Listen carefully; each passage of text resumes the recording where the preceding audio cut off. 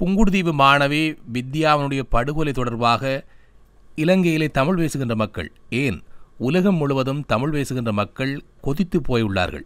அந்த குற்றவாளிகளுக்கு உச்சபட்ச தண்டனையாக தூக்கு தண்டனை விதிக்க வேண்டும் என்று இன்று ஒன்றுபட்ட குரலிலே தமிழ் மக்கள் குரல் கொடுத்து வரக்கூடிய நிலைமையில் இந்த உண்மைகளை வெளிக்கொண்டு வர வேண்டும் என்பதற்காக பாடுபடுகின்ற யாழ்ப்பாண மாவட்டத்தின் ஐக்கிய தேசிய கட்சியின் அமைப்பாளரான துவாரகேஸ்வரனும் ஒருவர்.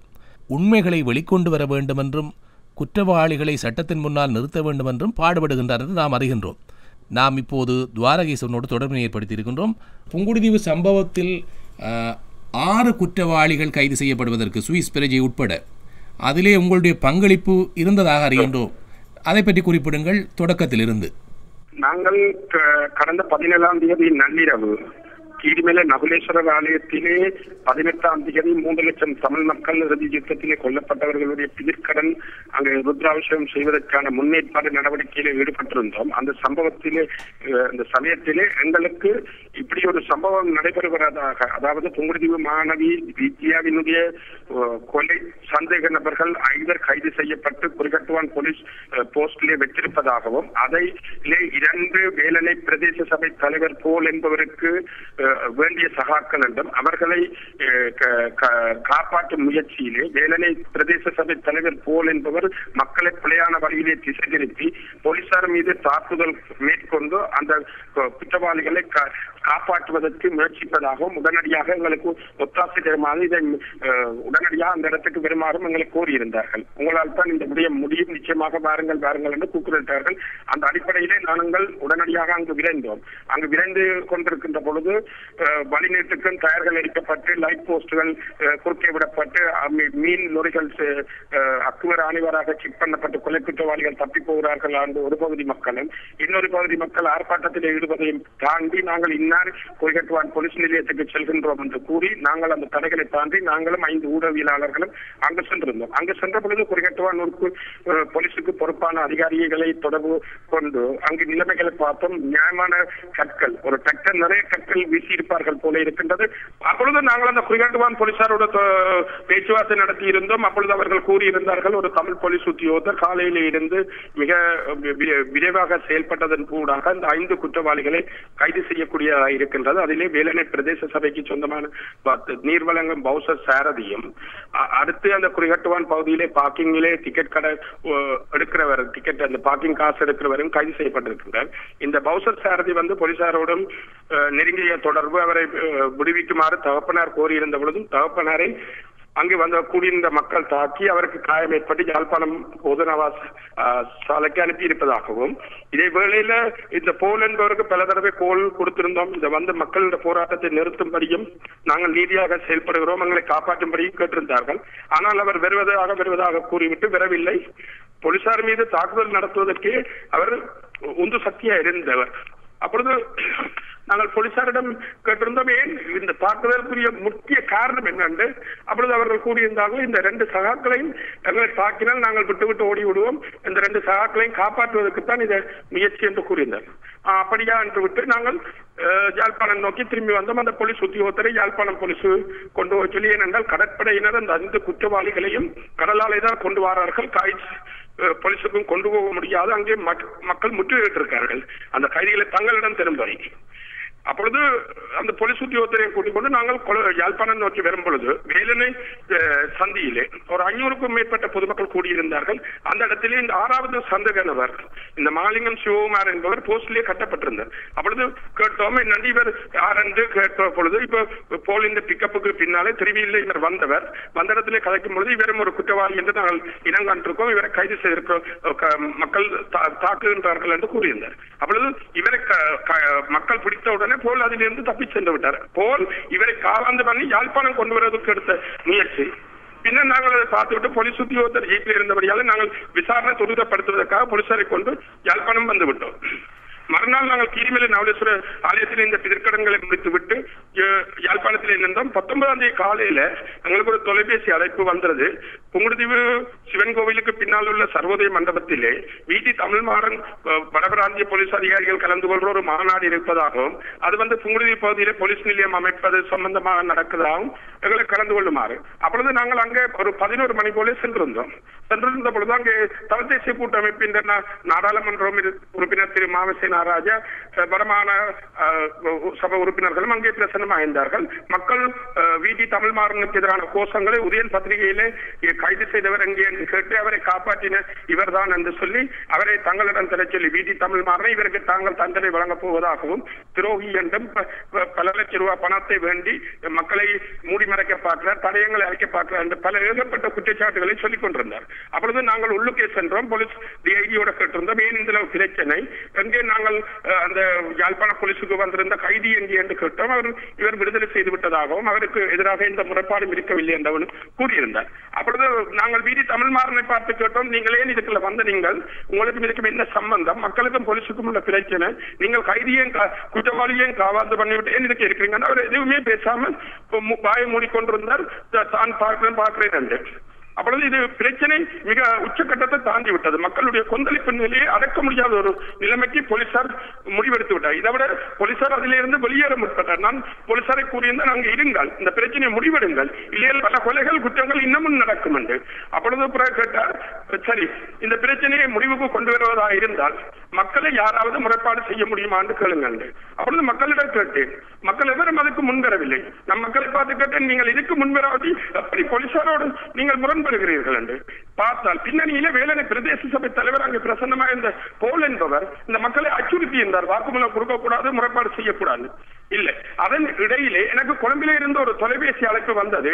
வீதி தமிழ்மாறனுடைய உறவினர் என்றும் அவர் இந்த வீதி தமிழ்மாறனை மக்கள் முற்றுகையிட்டிருப்பதாகவும் அவருக்கு உயிராபத்து ஏற்பட்டிருப்பதாகவும் உங்களால் தான் முடியும், இதை காவாந்து பண்ண முடியுமா என்று காப்பாற்ற முடியுமா என்று கேட்டிருந்தார். நான் நிச்சயமாக காப்பாற்ற முடியும். என்ன காரணம், என்ன பிரச்சனைக்காக அவர் முற்றுகையிட்டிருக்கார் என்பது உங்களுக்கு தெரியுமான்னு கேட்டேன். இல்லை, நாங்கள் திரு மாவசே நாராஜா ஐயாவிடம் எல்லாம் சொல்லியிருந்தோம், அவரும் போய் முயற்சி பலனளிக்கவில்லை, காவாந்து பண்ணி. நான் சொன்னேன், இந்த 9வது கொலை சந்தேக நபர் என்று மாலிங்கன் சிவகுமார் இவர் போலீசில் இருந்து விடுவித்து கொழும்புக்கு அனுப்பியிருக்கிறார். அவர் எங்கே இருக்கின்ற தரவை நம்மிடம் தெருமாறு கேட்டிருந்தேன். உடனடியாக 5 நிமிடத்திலே வையுங்கள், நாங்கள் தொடர்பில் வருகிறோம் என்று எனக்கு 5 நிமிடத்திலே அவர் சொன்னார். இப்படி வெள்ளவத்தையிலே ஸ்டேஷன் வீதியிலே 27ஆம் நம்பர் ஒரு இலக்க இடத்திலே அவர் தங்கி நிற்பதாகவும் 3 மணிக்கு சுவிஸ் நோக்கி புறப்பட இருப்பதாகவும் கூறியிருந்தார். அதன் அடிப்படையிலே நாம் வெள்ளவத்த போலீசாரோடு தொடர்பு கொண்டு விடயத்தை கூறி போலீசாருக்கும் கூறியிருந்தோம். போலீசார் விரைந்து செயல்பட முடியும், நீங்கள் உடனடியாக வாக்குமூலம் பதிவு செய்யுங்கள். அப்பொழுது திருப்பி மக்களிடம் கேட்டேன், 20 நிமிடங்களில் இந்த குற்றவாளியை நான் கைது செய்து போலீஸ் ஊடக பேச்சாளருடன் இந்த இது ஸ்கைப்பிலே இதை காட்டுகிறேன், நீங்கள் யாராவது என்ட்ரி போடுங்கள் என்று கேட்டேன். இல்லை, இதில் போல் முடிவெடுத்தால் இந்த உண்மைகள் வெளிவரப்போது மக்களை எங்களுக்கு எதிராக திசைப்படி முனைந்தார். அதையும் பொருட்படுத்தாமல் நான் மக்கள் முன்வராத நிலையில நானே அந்த வித்தியாவுக்கு ஒரு நீதி கேட்க வேண்டும், உண்மையான பிரச்சனை இது வெளிவர வேண்டும் என்பதற்காக இந்த அராஜக ஆயுத குழுக்களை முற்றுப்புள்ளி வைக்க வேண்டும் என்பதற்காகத்தான் நான் துணிந்து முறைப்பாடு செய்தேன். செய்த அடிப்படையிலே 20 நிமிடத்திலே வடக்கு மாகாண பிரதி போலீஸ் அதிபர் உடனடியாக அறிவித்தார், கைது செய்தாச்சு என்று. மக்கள் அமைதியடைந்தார்கள். எல்லோரும் மீட்டிங்கை கூடினார்கள். வடக்கு மாகாண போலீஸ் அதிபர் நடந்த சம்பவத்தை கூறினார். அதே போல என்னையும் கூறும்படி கேட்டார். நான் திரு மாவசே நாராயண பார்த்து கேட்டேன், நீங்கள் அந்த சம்பவத்தை கூறுங்கள் என்று.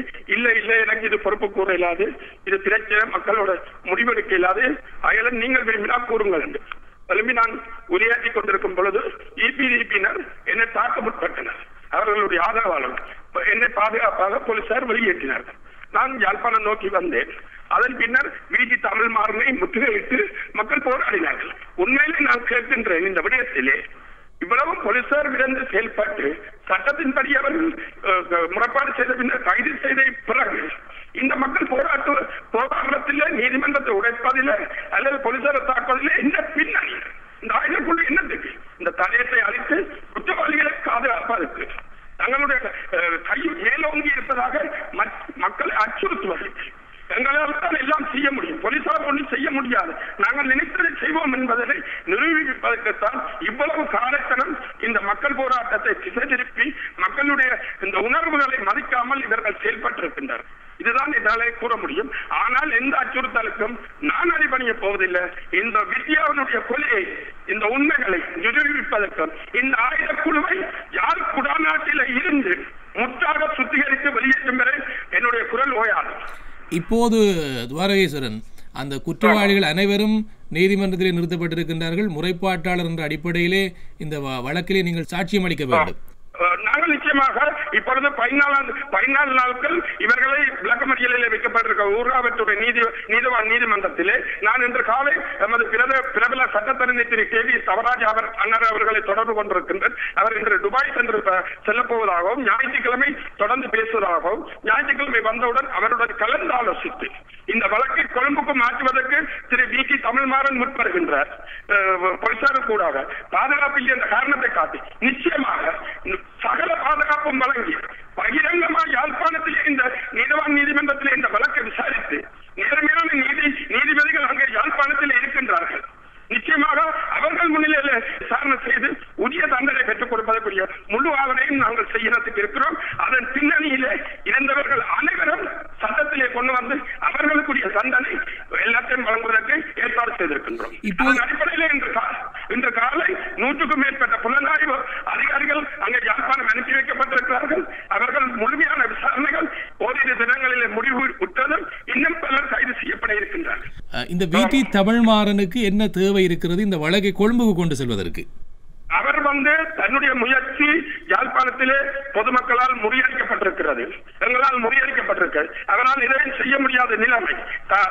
அதனால அவர் கொழும்புக்கு கொண்டு வந்தால் தாங்கள் எந்த வழியிலாவது இவர்களை குற்றவாளியை காப்பாற்ற முடியும் என்பதற்காக அவர் கடும் முயற்சி எடுத்து வருவதாக எனக்கு இறுதியாக கிடைத்த தகவல் எட்டியிருக்கின்றது. VT தமிழ்மாறனுக்கு இந்த குற்றவாளிகளை வெளியிலே எடுக்க வேண்டிய அல்லது காப்பாற்ற வேண்டிய என்ன தேவை இருக்கின்றது? ஏதாவது அறிந்தீர்களா? இல்ல, நிச்சயமாக அவர் பெருந்தொகை பணம் கைமாறப்பட்டதாகவும் இதை காப்பாற்றுவதற்கு சட்ட இதங்குவதற்காகவும் அவருடைய ஒரு ஸ்டூடெண்ட்ஸ், அதாவது சட்டக்கல்லூரியிலே இருந்தவர் தான் இந்த பிரதி போலீஸ் மாதிபர். இவர் பல குற்ற செயல்களில் தீவிரவாதியில் ஈடுபட்டவர்கள். உங்களுக்கு தெரியும், இதற்கு முதல் நடந்த பாலியல் கொலை சம்பவங்கள், வன்புணர்வு சம்பவங்கள் இவர்கள் அந்த ஆட்களை காசு வேண்டி போலீசாரின் உதவியோடு எடுத்ததாக அறிகின்றோம். ஆனால் இந்த போலீஸ் மாதிபரையும் பயன்படுத்த பார்த்தவர் அவர் ஓரளவுக்கு இதிலே நீதியாக நடந்திருக்கின்றார். அதனால் இவற்றை முயற்சி முறியடிக்கப்பட்டிருக்கு. இவர் எதிர்வரும் நினைக்கிறேன் பாராளுமன்ற தேர்தலில் தமிழரசு கட்சியில ஒரு வேட்பாளராகவும் களமிறங்க இருப்பதாகவும் அறிகின்றேன் தீவு பகுதியிலே. அதுக்கு இவர் ஒரு தன்னுடைய கங்கரியங்களை நிலைநாட்டுவதற்கும் அதில் முற்பட்டிருக்கிறார் என்பதும் கேள்விப்பட்டிருக்கின்றேன். நன்றி நன்றி நன்றி நன்றி துவாரகேஸ்வரன், நன்றி.